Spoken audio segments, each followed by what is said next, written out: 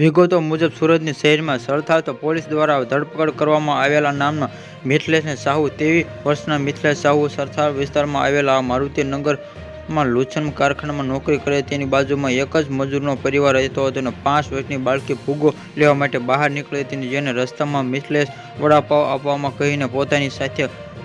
લઈ ગયો હતો અને અહીંથી તે વડાપાવ અપાવી પાછા આવતા બાળકી લાજ લૂંટવાનો પ્રયાસ કર્યો. આરોપી વર્ષની દીકરીને લઈને નજીકમાં આવેલા જાડી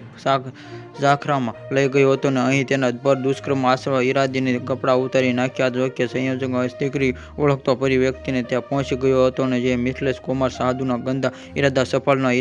દીધા ન હતા અને રીવાડા કાઢીને નિકારા પહોંચી ત્યારે બાળકી સાથે ખાડી કિનારે યુવક કપડાં કાઢી અપલોડ કરી રહ્યો હતો અને પરિવાર જોઈ કે નારાધાન યુવક કાઢીને ગયો હતો અને આ પરિવારે યુવકને બહાર કાઢી બહારનો મેથી પાક આપ્યો હતો અને વિશાળ